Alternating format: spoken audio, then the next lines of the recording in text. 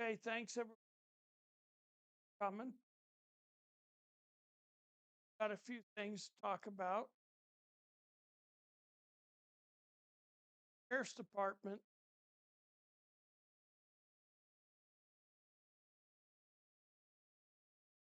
asked for volunteers to provide assistance,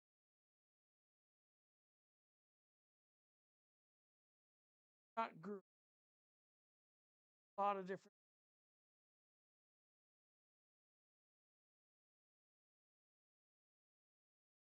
activities. It's not like CERT.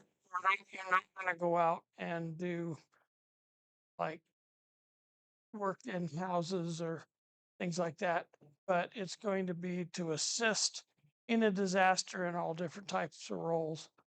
One of the things that they want you to do is take a CERT class so you understand what's going on. But um, there's a push throughout the state. Tooele has a big Tooele response group, and there's several throughout the state, and we're just they're just getting it off the ground. There's only about 3 or 4 members right now, but we're going to have flyers at the fair by the sheriff's group there. There's going to be a sheriff's little booth. I think it's kind of behind the Posse Burger, not Posse Burger, the Floor Burger now, and they'll have what it's about. You have to fill out a volunteer form for the county, and um, they'll have some trainings, and some of the things will be help getting sandbags throughout the county, and yeah, if we got flooding going on, different things like that. So if you're interested, um, let me know or Russ know, um, and we'll get you signed up, and they could use your help.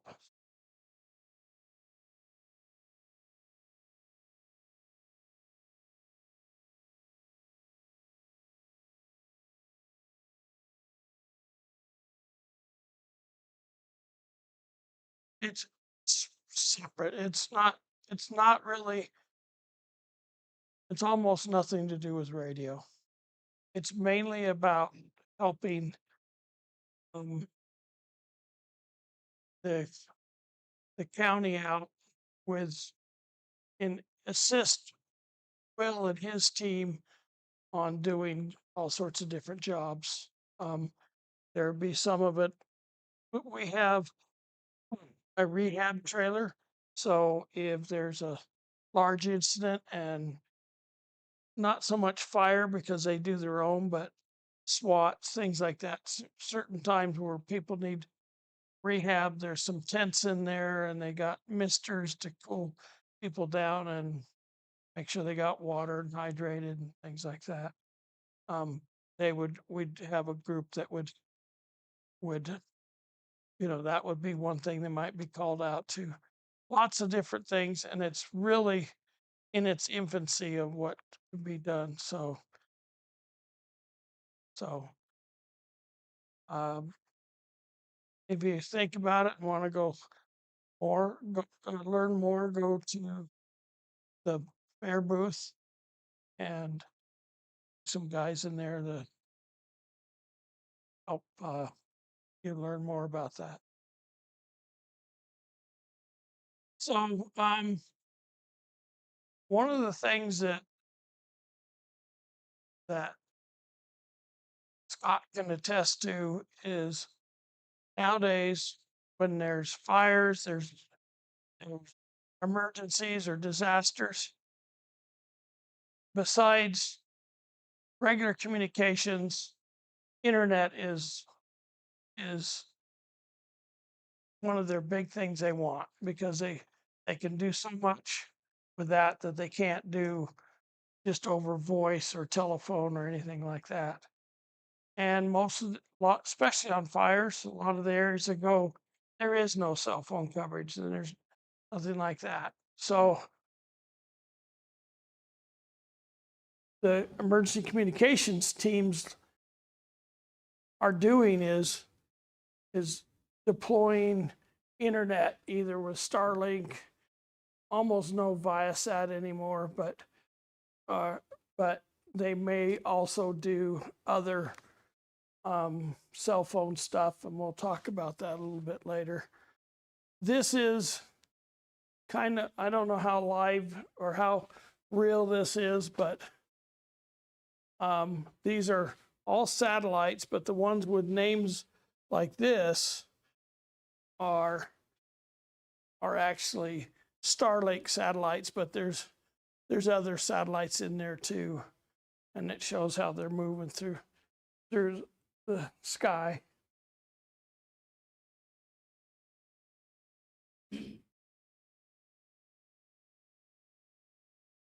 Yeah.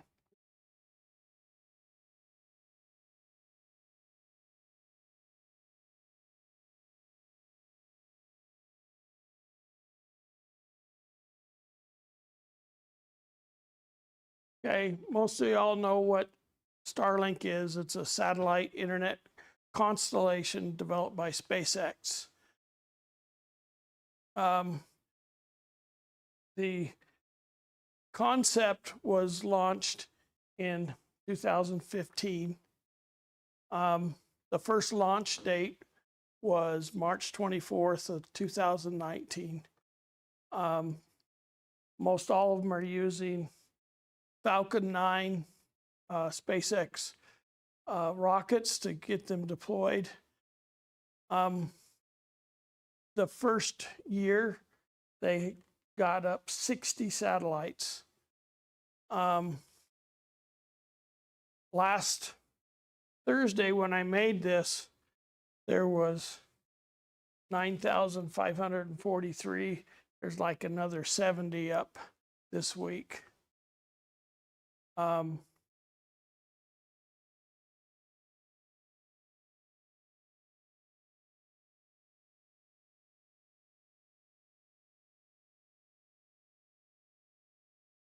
No, not quite 70, but anyway, down here there's 10,784 that have been launched. That's and 9,570 are operational, and they've deorbited 312 for various reasons. And that's one of the things that instead of leaving it in space and let it go, just fall out of the sky sometime, they actually have thrusters on them, and they'll slow them down and try to bring them down pretty much out in the Pacific so that they won't hit populated areas.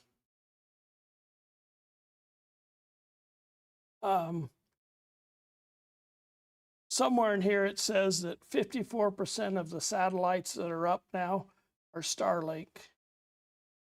And then this is a comparison to how many satellites they have up compared to OneWeb, and Amazon Leo, and then Quine Fan, which is a Chinese one. So they're much more robust system right now.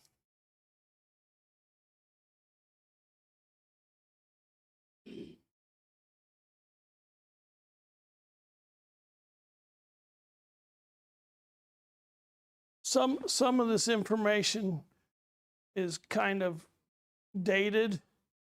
The satellite was weighing 260 kilograms and orbits at 550 kilometers.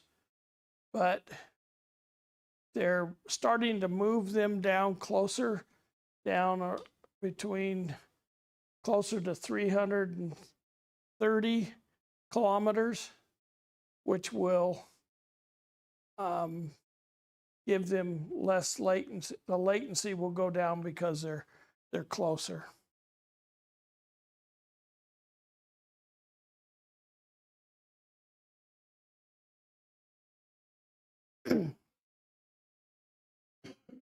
So what makes it work for us is these antennas. They're called phased array,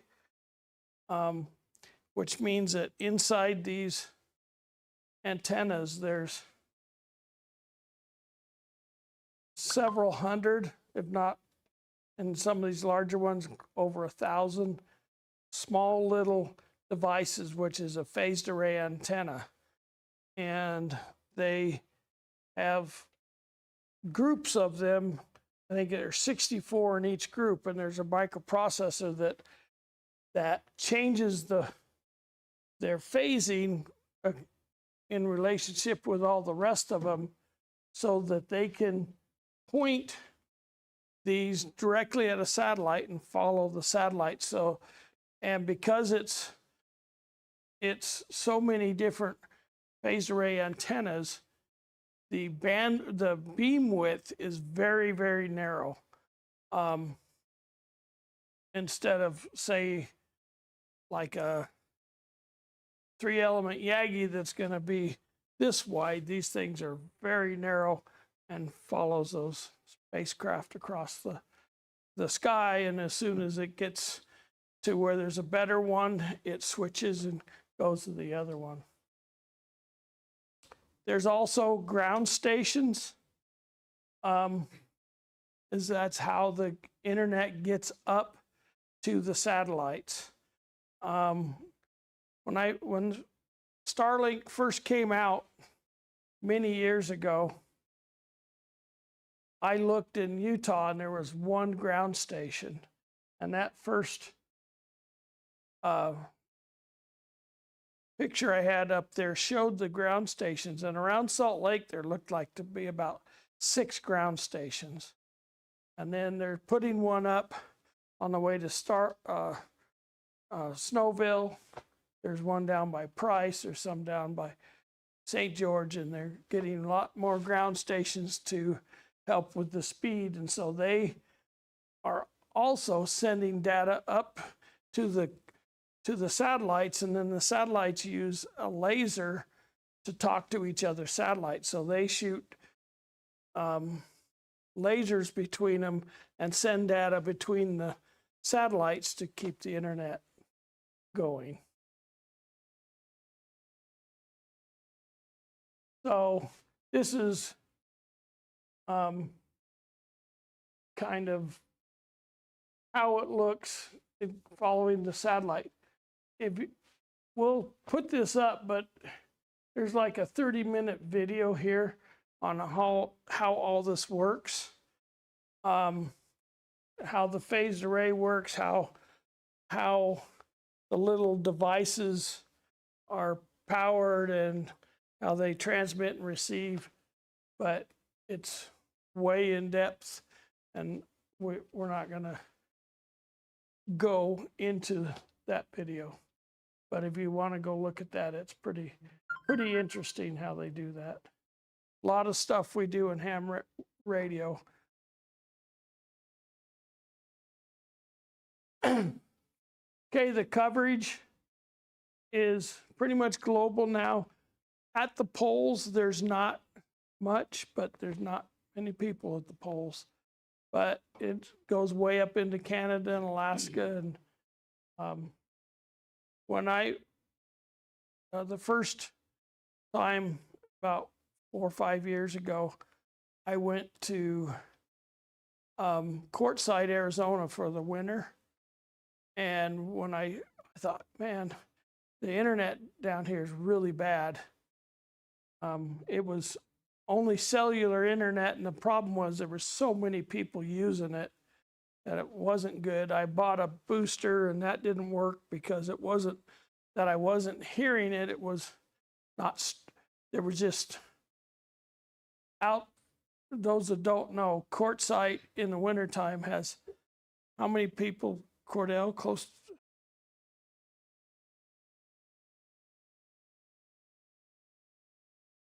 Yeah, so and they're all in, yeah, they're all in trailers and they're all trying to get internet from this little town that's about 2 miles long, and it doesn't have that. So I go, well, maybe I'll get Starlink. And they said, nope, can't.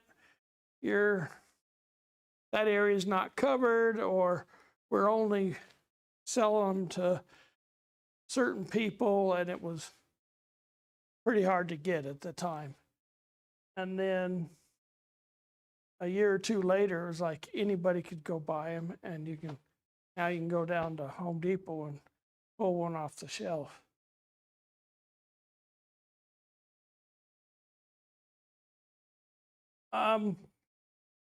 So one of the concerns was the environmental impact, and also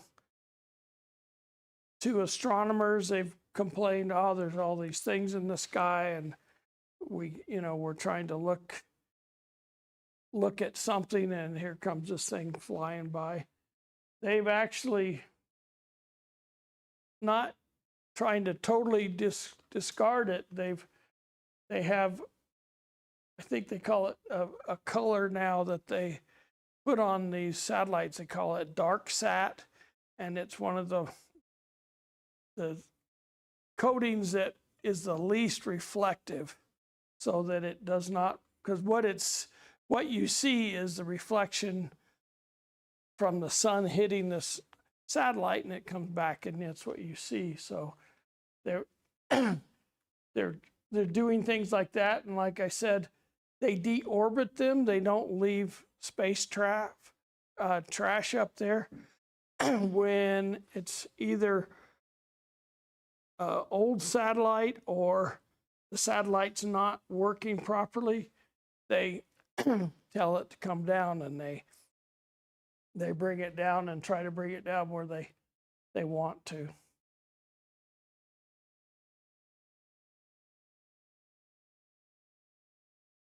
So compared to a lot of the old satellite technologies, like Viasat and some of the others that were doing phone stuff, most of those were geosats, and they're out, I think it's like 35,000 miles. So they have a long trip to go out there and come back, and it's like, close to a second for that trip to happen. And so that's why, yes, this does take a lot of satellites to do that, but they're close, and now they're getting into the, I think, 40 to 70 millisecond trip time for internet. So you don't notice the delay.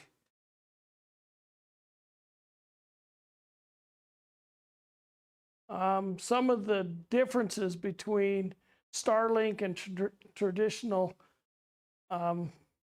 internet: the technology is low Earth satellites, where internet is fiber optic, DSL, or cable. Coverage, global remote access. For normal internet, it's if you have either a Wi-Fi carrier, ISP, or you have cable modem, or you have to be wired or get a very local Wi-Fi connection. The installation is actually really quick. You get out your cell phone, you log in, you turn it on, put in a password, and you're on. Installation on internet can be on a normal internet system can be pretty simple too. But sometimes if you have some carriers make it harder. So it's a little harder to be mobile on a wired connection unless you got a long cable. But we'll talk about how mobile we can get with these a little bit later. And then the expandability is just more satellites. Right now they have an application in for 42,000 satellites, which would be 4 times the size it is now. They say there's a higher initial cost with this, may decrease over time. Haven't really seen that yet. It's kind of gone up and down, but it's trending still more up. It seems like I've never seen a company change their pricing so often and so regularly as they do. Sometimes they go, oh yeah, well, that's a great deal, but it's kind of like they're, setting the hook. They get you to buy the equipment cheap, but then the usage fee can go up some. So the next big thing that's happening with them is direct to cell.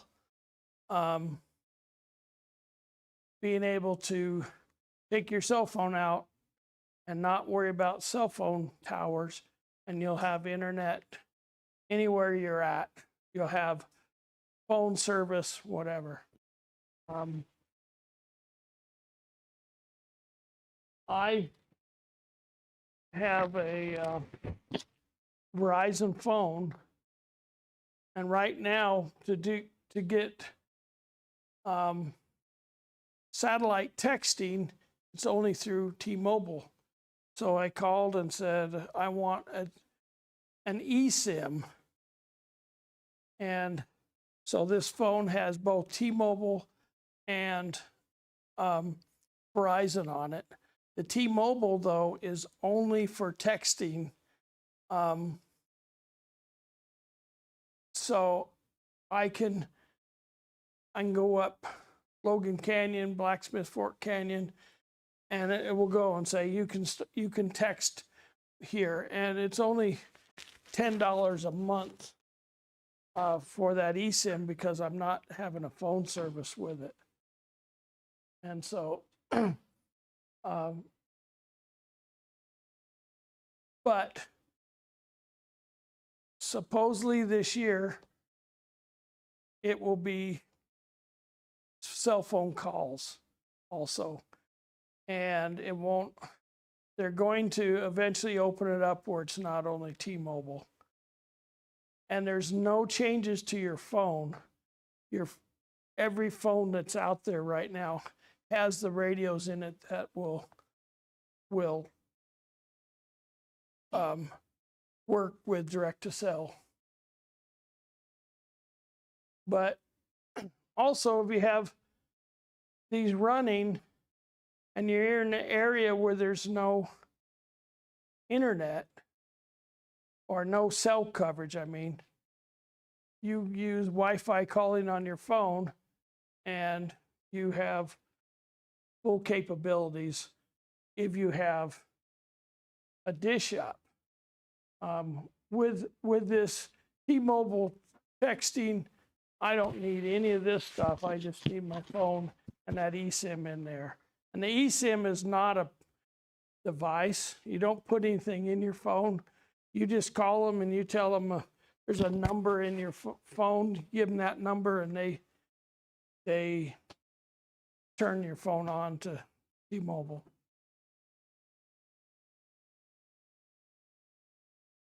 There are settings. Yeah. Okay, so there are several pieces of hardware, or the ground antennas that you can purchase. I think most of these round ones are no longer available for purchase unless you get them from a private party. I have one of these. That's this one right here. This is the version 3. Then they also make a high performance one. I think that's what you have on your truck. Yeah, this one here. And then they went to one that looks like these minis, but it's about 3/4 of this size. And that's kind of set, that's the standard. That's more of a home use device. I believe this one still is pretty much run on AC.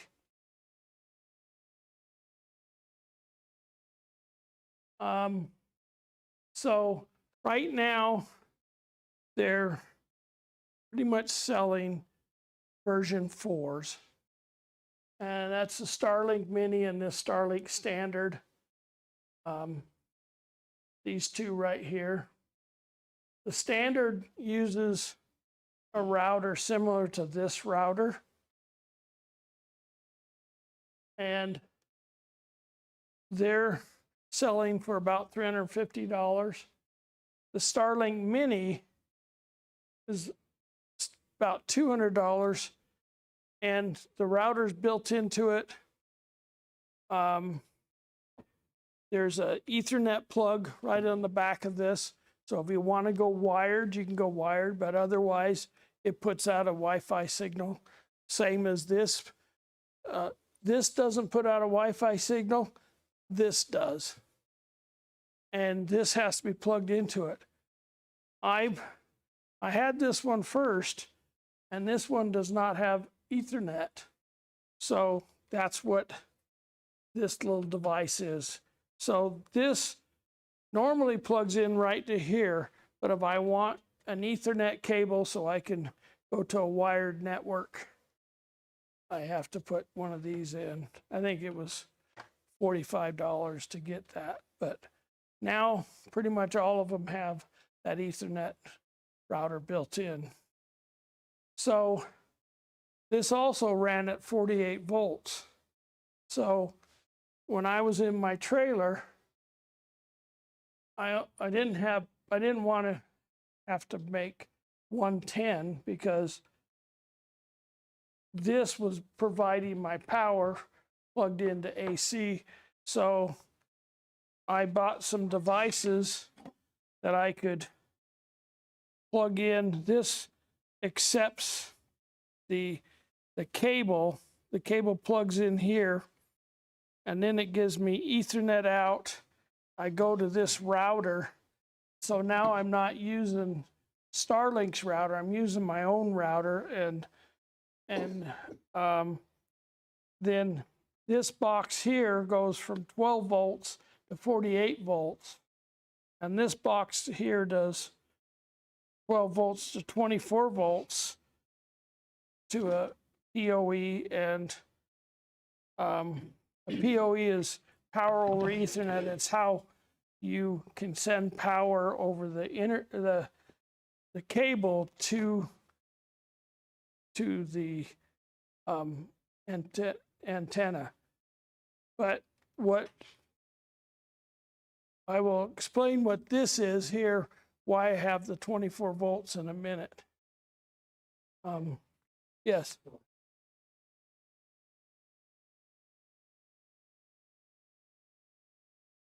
Yeah, I don't need this. This unplugs here and it goes into there. That gives me my power for this, and that way I can run everything on 12 volts. And so my trailer has 12 volts and it has solar panels, so I plug it in and it stays on all the time.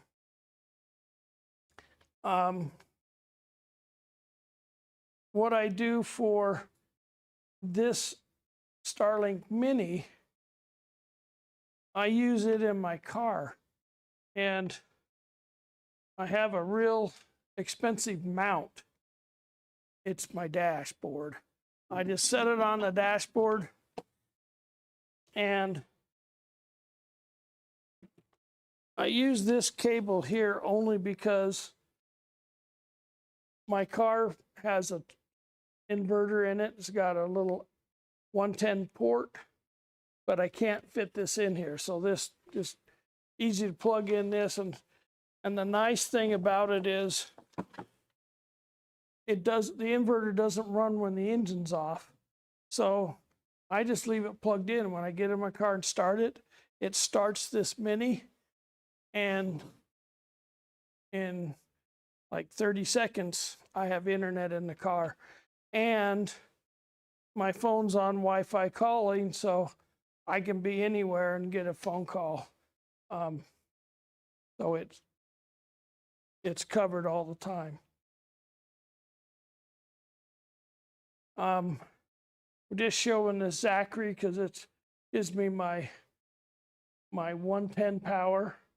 It has 12-volt power, but just most of the time I don't need this. So if I'm in my trailer, I run this one, but in my car, I run this one. Tyler, you want to show the DRN?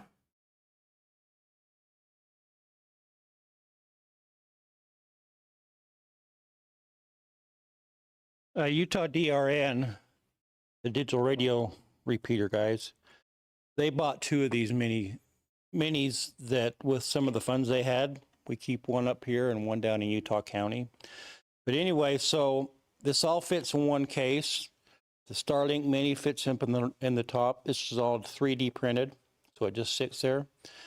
If you wanted to, you could probably just leave it in there, throw it on the ground, and it should work. We tried putting it in the window, but that's the wrong angle. But everything that's in here, I have 2 drill batteries and a cable that plugs right into the Mini. I have the charger to charge them batteries if I need to. I have 12-volt cigarette lighter adapter. I have a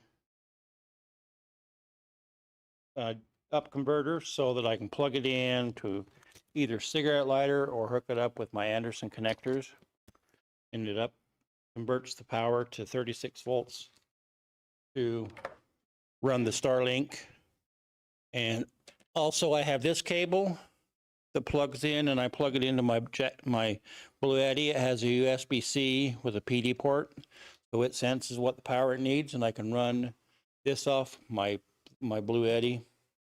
I can hook solar panels up to this or whatever. So I got all kinds of options to run power with this thing. But this thing comes with all kinds of setups, so if we need it, it's kind of available when it's available. If you need to borrow it for an actual activity, I mean, we'd have to kind of look at what you're doing if it's going to be worth it, but it's out there. Yeah. These will last 2 to 3 hours. So not really great, but gets running. This thing will usually run all day. 1,024 watts. I mean, I think when I was up camping over the weekend, I had it running multiple days, but I didn't have it running all day long either, because I didn't want the grandkids having too much fun. So, but anyway, so, and then I got the regular old cable in here so I can plug it into 110 too. So when I have it in my truck, I usually have it running on 12 volts.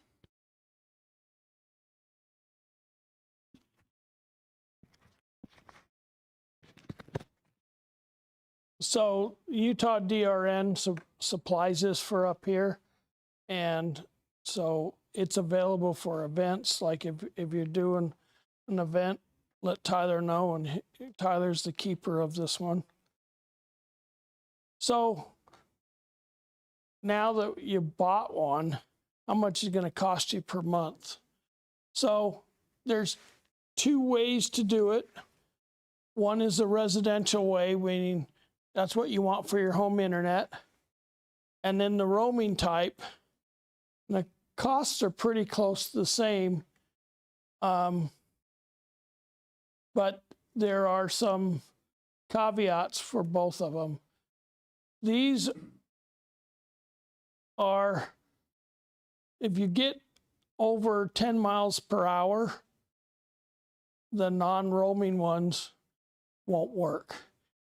And if you go over 100 miles an hour, they won't work. They think you're in an aircraft, and they're real expensive. They're like $450 a month if you're, so don't want to do that. So then the roaming ones, and that's what I use for both of mine, because I want to be able to take them wherever. I want to be able to, I never really drive with this one, but I drive with this one.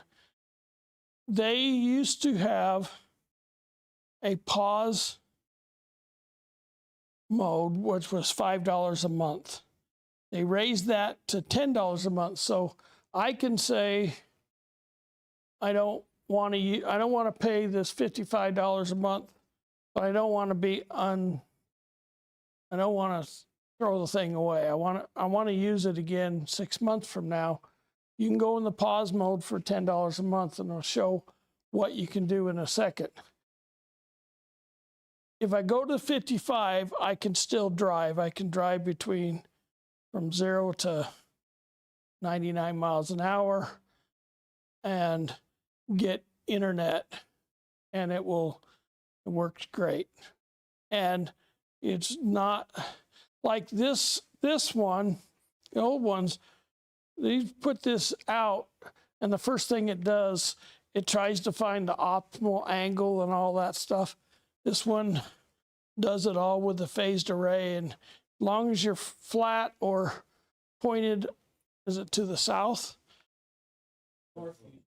North, okay. Pointed to the north works fine. And usually you get speeds around 200 megabits per second. You can also get more data, 300 gigabits, or you can go to 175 and you can use as much as you want. For field day, because we were going to use it a lot, I turned this on at the $80 roaming. And at the time, I was renting this out to somebody for, and it was on the $55 a month plan. So, and 100 gigabits is still quite a bit, but if you were at residential, and depending on if some people watch all their movies and stuff on that, that could be a little tight. Residential. Data cap?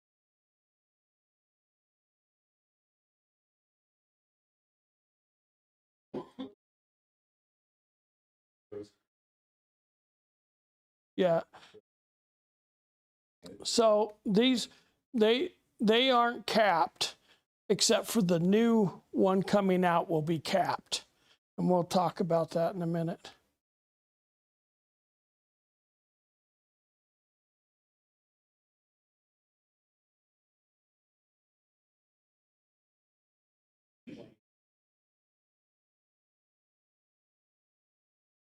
Okay, so now this is something I put in there about the $10 a month standby mode. It is fast enough for phone.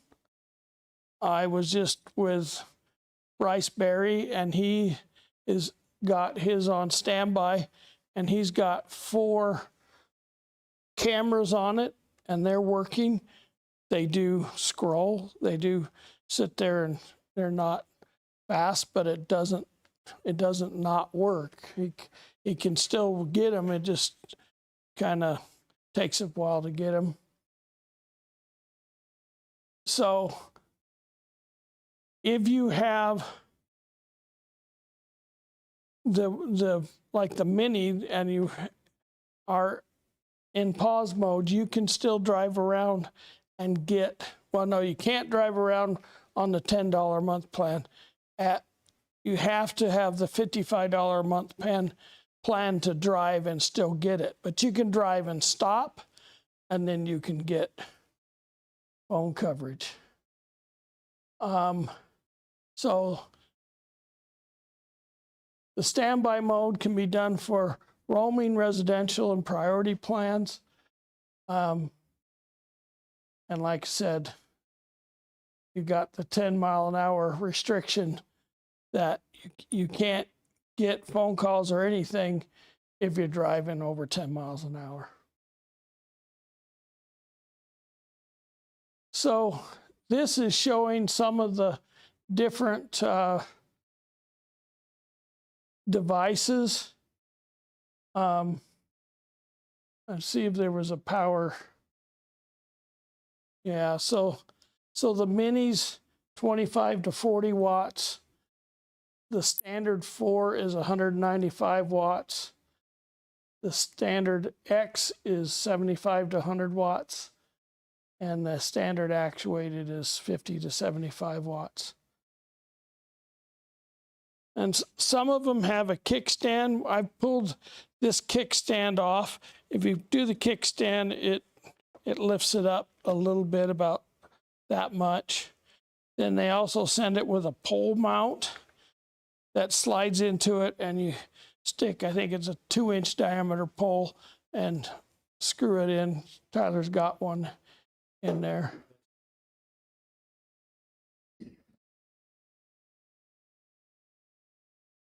That's what, so for backup, we have one of these on the roof here at the sheriff's office, and it's right down below us. My phone's actually connected to it. And so it goes up on the roof, and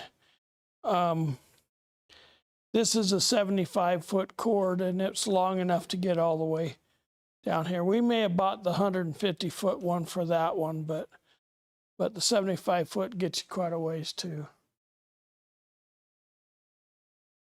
Okay, there's a new one coming out, a new Mini. They call it the Rugged. And it has an integrated battery in it. There's some people that make a battery for these Minis that just plug right into that spot, but it's like $250 just for the battery. It's kind of a nice option. You can have it charged, and you just need that, and you can go anywhere with it. I should have got a picture of,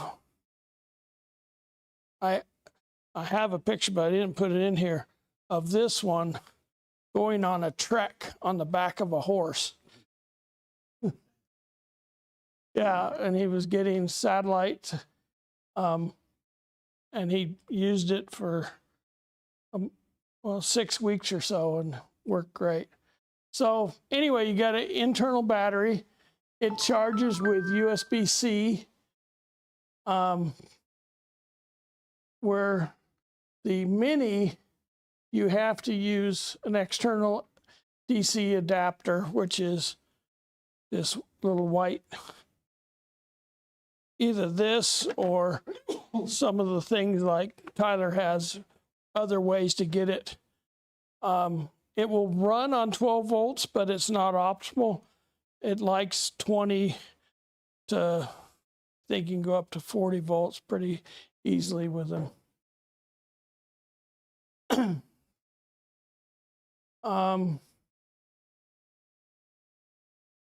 This one is supposed to be more weatherproof and more rugged than the normal Mini.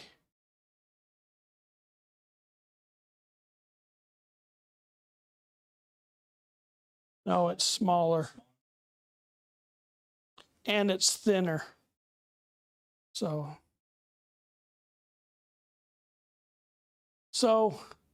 they also make a bigger standard, and I watched a video today, brought this in there, and this guy, Jay Christina, puts out videos all the time, a lot about Starlink.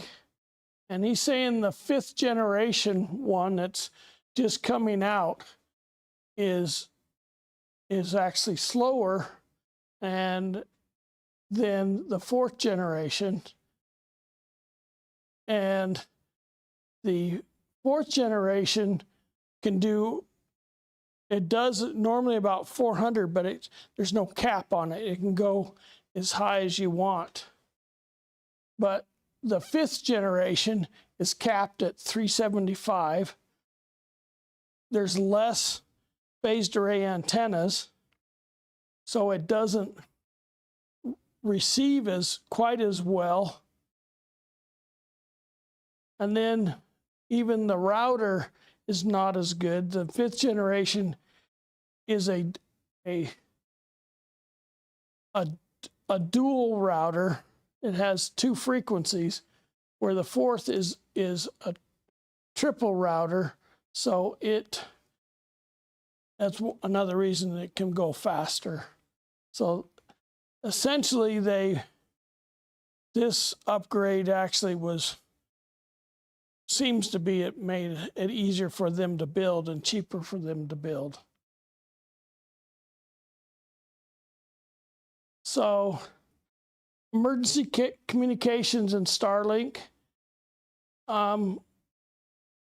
There's been several occasions where some of the newest technology came out. Some of the first direct-to-cell happened in, was it Helene? And really, it still hasn't come out to public yet, but they were using it. That was 3 years ago. They also do not charge for using. They'll send out hundreds and hundreds of Starlink to first responders, and they don't charge them during disasters. Okay, got this stuff from Tyler. You want to go over some of this, Tyler?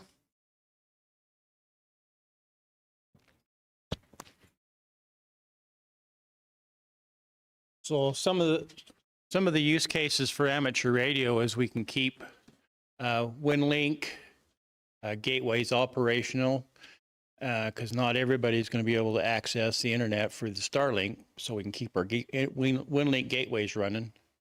Echolink and linked repeaters that rely on internet, you can do that. So you could link to repeaters out of the area, keep things running. Keep real-time APRS tracking working, because you can put an APRS tracker gateway running on it. It'll work really good. Portable emergency mesh networks, which we do have here. This is. It'll show that we have where you can set up a mesh using the internet from the Starlink, and emergency shelter communications, where you could show up at a shelter and people that don't have access to any other way of communicating, they can connect to you and get emails out. They could make Wi-Fi calls and access other resources over the internet. So it's a very, very useful to help other people, not just yourself. So I'll let you talk about this.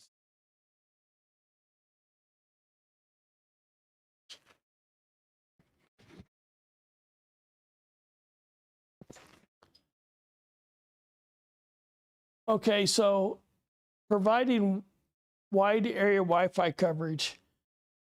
Years ago, for field day,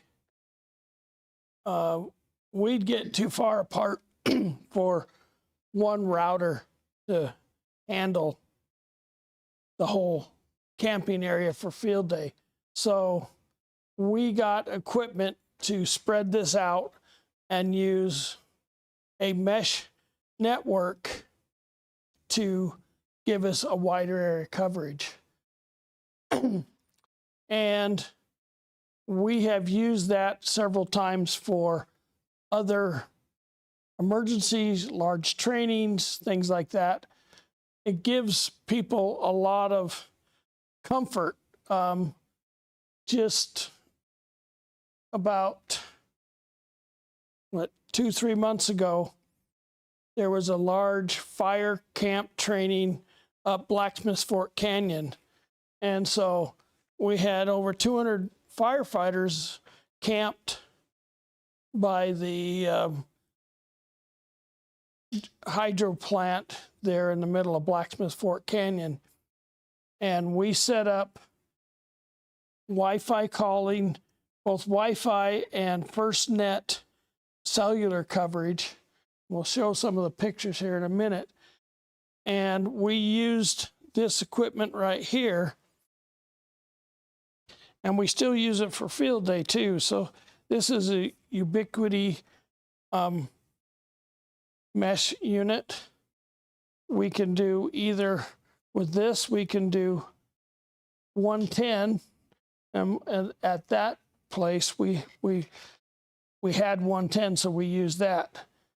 Just recently we bought some stuff that bumps up the 12 volt to 24 volt for these, and we can stick a battery and put these anywhere.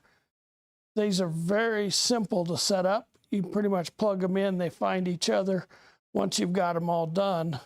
And these, some of them were probably 75 yards away from each other, and we lit up the whole area. So at night, these guys in the tents could text or email or talk to their spouses in the on the phone.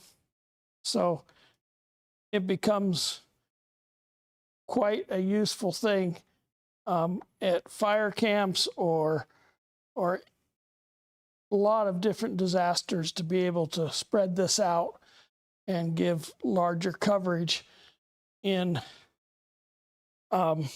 these areas.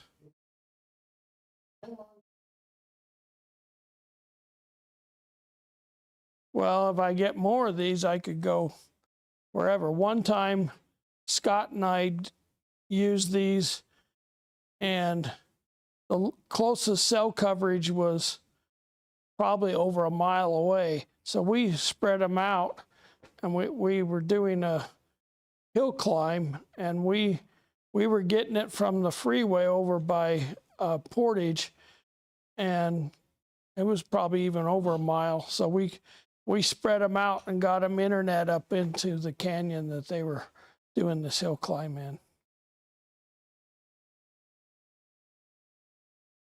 Loco, another. Yeah, so those ones a little bit more put into it, but you can combine them all together. And Yeah. do things.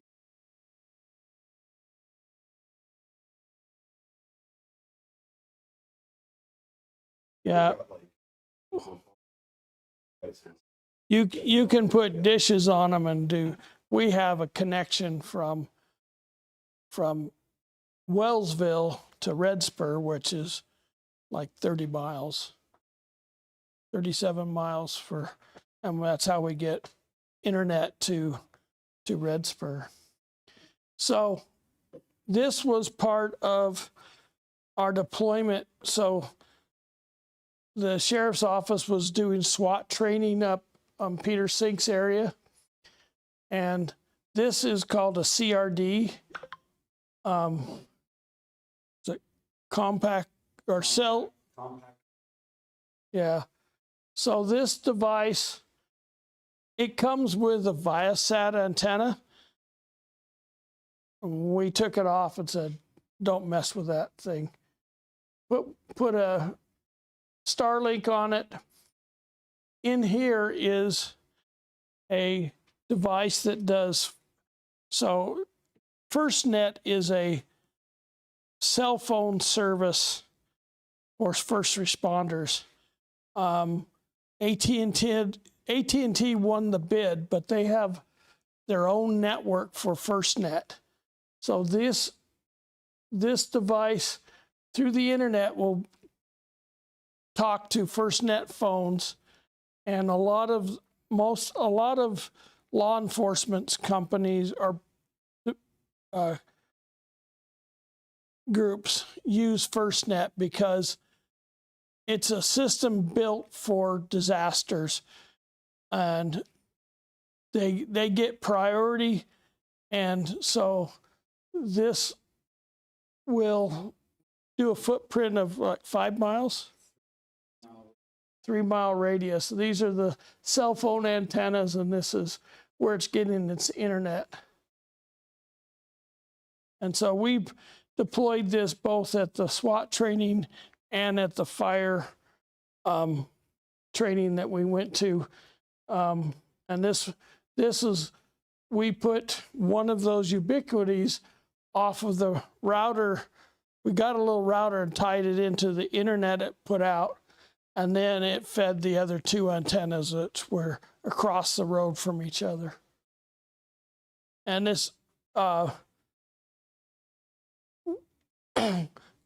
we were getting close to 200 megabit speeds out of the system.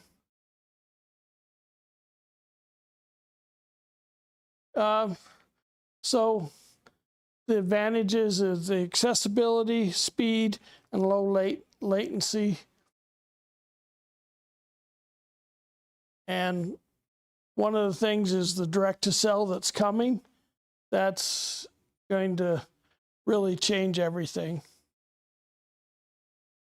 We'll put this on the ARES page. There's a bunch of links here showing where I found a lot of this information, and you can look up anything else you want to do. So any other questions I got?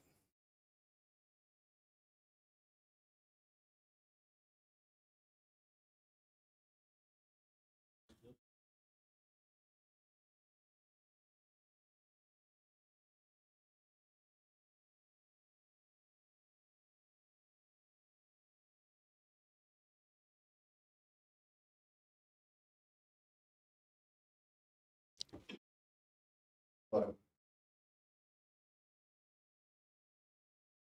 always been reasons, but there are so many things that can take out an entire network all at once. For example, several years ago, Facebook just all went out at once. BGP routing, there was one single mistake in a configuration file. To do something like that, they can put it in a state where they have to take days to recover. And so it's pretty reliable, but there's lots of things that can take it out. And it's not good. You're still depending on every single cell chain being able to talk back to home and configure itself. But you're heavily dependent on third party. Any other questions? Saturday is supposed to be the ARES net. We'll be having ARES net Saturday. Wondered if you were going to run it from Millville. So the statewide HF ARES net, they haven't done it for, they did it once and they haven't said they're not having it. They just went silent. So that's why we moved it, because his plan was we would take one person from each county would contact them on HF, and we would do the net to find out how many people checked in, and we'd do that. We're also finding that a lot of people we're not getting near the check-ins on Saturday morning that we were getting on the first Tuesday of the month. So we'll let you know if we change that. So, question I have for you is kind of a follow-up. I'm not grasping the spatial relationship between ground stations. Mentioned that if the ground station is out, doesn't have internet, then the Starlink is. But there's a lot of ground stations. Yeah. So, I'm just saying, probably in a black swan, where everything goes out. okay. In a what incident? Black swan. But if you have, I mean, let's say if you were talking about something that's going to affect Cache County, you still have Starlink, even though the internet's in Cache County. It would require, yeah, it requires a black swan.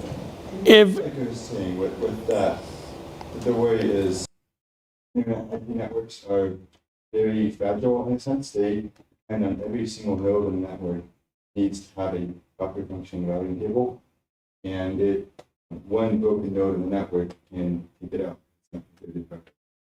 And this has happened several times in the past. You can look at all these outages that happen, and whatever works that would happen same time that they use it. It's even though all the ground stations might be fine, each link in the chain has to be forward functional. So it's inherently more fragile. That's all right, anything else? All right, we'll go ahead and anything online? Okay. All right, thanks everyone for coming, and Thanks to Chris. yeah, so if you been thinking about it, and also I can rent some of my equipment if you want to use it for camping or whatever. We can do that, and you can see how it works. A friend of mine's son-in-law told her, "Oh, this stuff's fake. Doesn't really work. It's just a hype." Well, we've been using it for a few years now, and it's a good fake if it's fake, because it works good. It's faster than my internet at home. Well, maybe not faster, but it's as reliable. So, Question. Some time ago, when some people were remote and coming in through their local radios, they were talking about the latency period was not acceptable. It is clunky. Yeah. It is clunky with like remote stuff and VPNs. Like you have to turn a VPN on your Okay. device, connect back. It works, but it's substantially slower once you turn Okay. the VPN on. That was what I was wondering about. so Cordell's software to ICOM shows him right on the screen his latency as he's doing it. And some of the problem is when he's at courtside, he's also competing with everybody else that's using the same 10 or 15 satellites that might be overhead. So there's some of that also. So there are several factors contributing to the latency. Yeah. And then I used it, we went up to, wife and I, we went up to Alaska last year. And I used it all the way up through, to Canada, up into Alaska. And the only time I couldn't use it is when we were in campgrounds with a lot of trees. I just didn't have a good sky picture of open space in the sky. And that's when I couldn't use it. But if I was out in the open, it worked perfect. So, and it keeps getting better service because there's more satellites.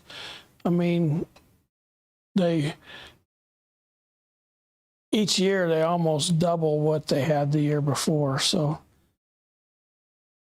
Thanks.